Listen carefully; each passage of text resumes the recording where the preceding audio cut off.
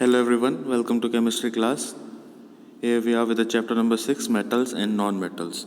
In this chapter we will be studying the various aspects or properties related to the various elements classified into classes called metals, non-metals, and also we will have a brief overview of the metalloids. So quickly we'll move on to the topic. All around us we are surrounded by a number of elements, and these elements are generally divided into two classes. What are the two classes? First one is called as the metals, and the second one are called as the non-metals. So finally we can say that more than 115 known elements that we know today, out of these all these 115 or more than 115 elements, we can classify them into two major groups called as the metals and the non-metals. So most of the elements are metals only, and of the known elements 24 are non-metals. Yes, out of around 115, only 24 elements are non-metals. Rest of them are generally metals or metalloids. Maximum of the elements are metals only. So there are certain differences between them, metals, non-metals, and the third category, that is they are lying in between the metals and non-metals, called as the metalloids. Here we'll read these lines, that there are some elements whose properties lie between those of the metals and the non-metals. So such kind of elements which show some properties of metals and show some properties of non-metals, they are metalloids. We will deal with this in the later part of this chapter. So we will begin in this video with the general properties of the metals. So if we look at the metals, they are generally hard and strong. They are all hard substances and very strong. Examples we'll read here: potassium, calcium, sodium, magnesium, aluminium, iron, zinc, tin, copper, mercury, silver, gold, and platinum. All these are the examples of metals. These are certain few of the names that are given. Many more elements are metals, and here you can see the photographs as well. All these objects which are in this figure 6.1, they are all metals only. Let us see the point number 1, the properties. Metals have a luster. Luster means they are generally having a particular shine. This particular shine or the luster is given the name metallic luster. So metals have a luster called metallic luster. Example, all these metals, aluminium, iron, zinc, copper, silver, gold, all these are lustrous. All the metals are lustrous. This shining can be more or less, that is a different thing, but a certain degree or certain amount of shining will always be there, and because of this we can say that the metals can also be polished because of this shining. When the shining reduces, we can polish them also. Next, now metals are generally hard and strong. We have already read this line. For examples, aluminium, iron, zinc, tin, copper, all these are very strong elements, and because they are very hard and strong, they are having the ability, or they are generally used to bear heavy loads. Bear means to carry heavy loads. So you might have heard the term metal ropes. Metal ropes are there. They are used where? They are used in the hilly areas to make the rope ways for transporting heavy loads. Using the metal ropes only, the heavy objects or heavy loads can be transported from one place to another place in the hilly areas, in the mountains it is done. And this is just based on this property only, that metals are hard and strong. If the metal is very very strong, this ability is given a particular name, that is the metals are having high tensile strength. Tensile strength meaning is just that metal can carry high weight only. It can carry or it can bear. It can carry, or we can also write it can bear. It can carry or bear high weight. A huge amount of the weight can be easily carried by a particular metal. Also based on this tensile strength only, iron is one of the strongest elements among the metals. It is one of the strongest metal, and because of this, iron metal is used to make a different buildings. In the construction purposes, we are using iron only. So that is, examples are given, makes a bridge or skyscraper. A skyscraper is just a tall building only, and so different buildings, even our home also contains iron rods are there, iron bars are there, which are made of iron, which are having high tensile strength, and because of that only our houses, our buildings, and all the construction is based on this tensile strength of the iron to withstand high pressure. So that is all. Photograph, you can see this photograph is, you can see the rope ways, and it is used to go and come back, or transportation only from one place to another place. We will move to the next point, number third now. Before the point number third, here we have some exception. We have seen the metal are hard and strong, but not all the metals are very hard. Example or exception here is sodium. It is a soft metal. Potassium, it is another soft metal. These are two examples or two exceptions of the property that metal are hard. These two metals, sodium and potassium, are soft solid, and they are so much soft that they can be easily cut with a knife also. Yes, using a knife you can easily cut or slice out sodium or potassium metal. Another exception here is mercury. Mercury itself is a liquid. It is not even a solid. Mercury is the liquid metal. So sodium, potassium are soft solids. Mercury is a liquid metal. So these exceptions you have to remember. Next now, point number 3 is metals are sonorous. Sonorous means whenever they are hit with an object, they will produce a sound. Example, you can see the bell. Bell is made up of a metallic element. So when the metal is hit, always it will produce a sound. This sound is given the name metallic clink. This metallic clink is just because metals are sonorous. Also, different objects, not only the ringing of the bell, other objects made of iron, they always produce a sound whenever they are hit with an object or they fall down. Example, you can see the clink of the coins. Coins are made of metal, that is why they are sonorous. Point 4 here will move. Metals generally have high density. Metals are having high density means, density is what? Density is number of atoms divided by given space, that is given volume.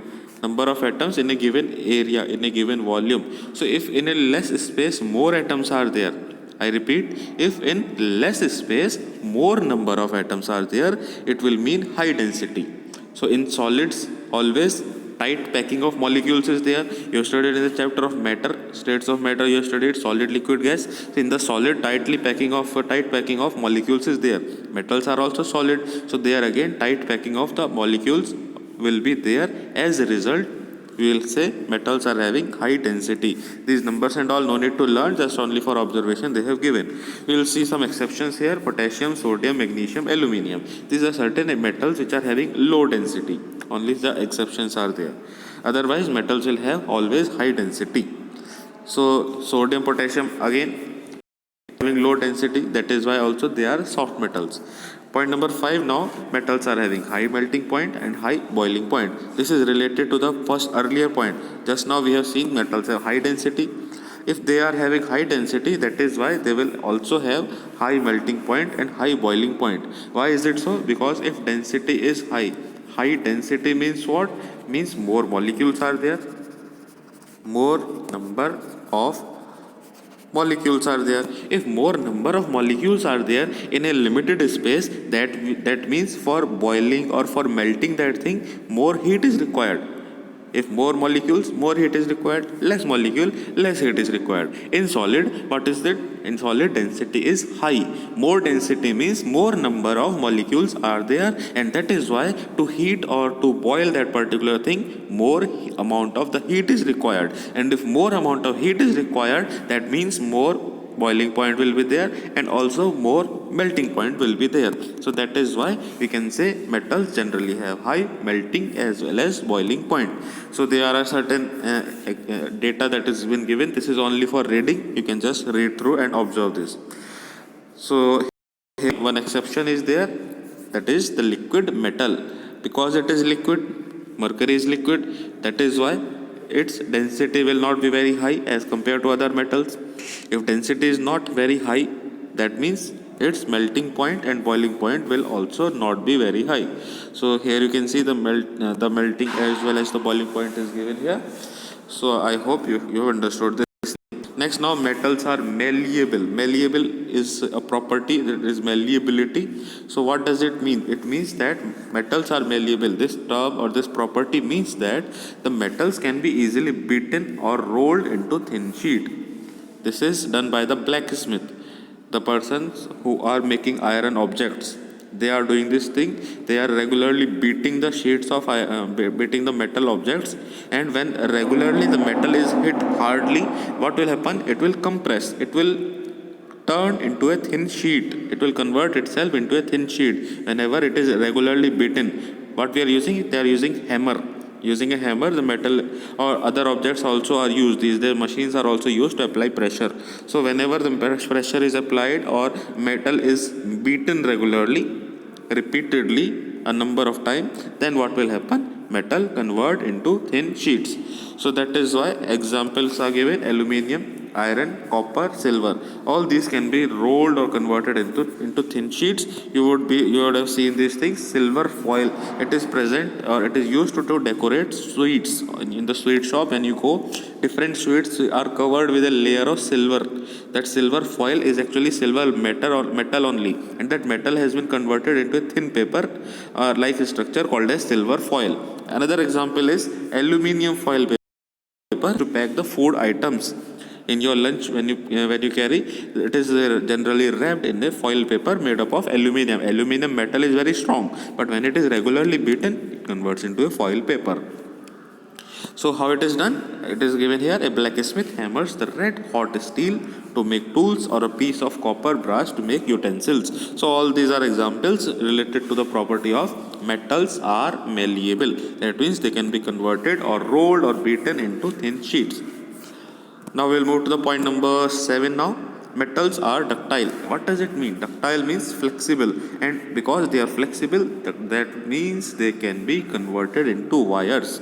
In the previous property, point number 6, it was metals are malleable. They can be converted into thin sheets. Here it is given ductile, means metals can be converted into thin wires. All the wires, electric wires, are made up of metals only. Example: iron, aluminium, copper, silver, gold. Iron is not used in electric wires. It is used as the fencing. We are using iron wires only. Aluminium, copper and silver, these three are generally used in electrical appliances.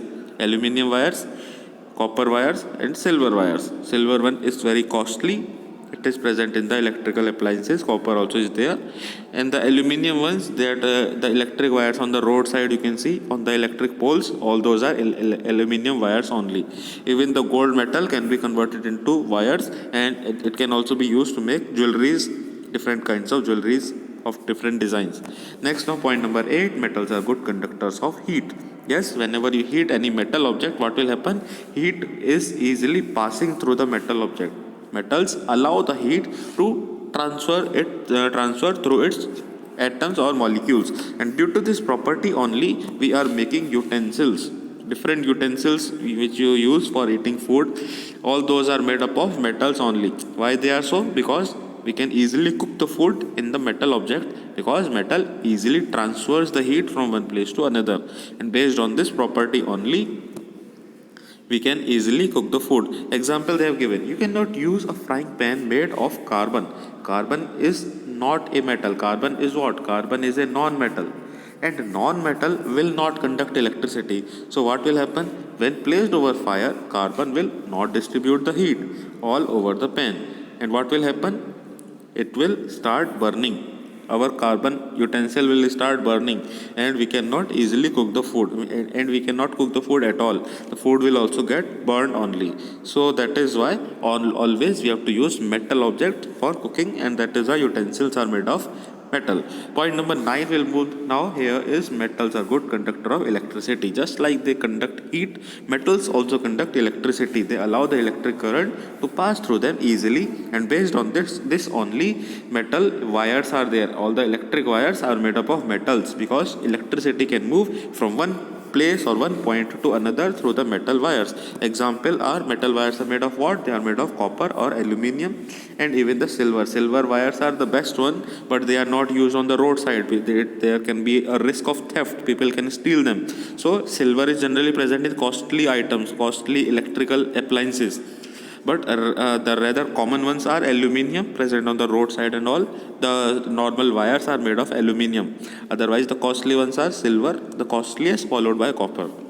So this is: silver is the best conductor of electricity, followed by copper, and followed by aluminium. So first in conducting electricity is silver, followed by second one is copper, and third one is aluminum. We cannot use any other thing. If you use nylon or jute ropes, then what will happen? They will burn. They are bad conductor of electricity. They cannot function as the electrical wires. So only the metal objects are used for conducting electricity from one place to another place. Another one, now we will move to the non-metals. That properties and all we will be covering in the upcoming part of the video. That is all for this video. I hope all these things are clear. If any doubts and all, you can post your queries or doubts in the comment section. That is all for this video. In the next video, we will be beginning with the properties of the non-metals and the upcoming topics.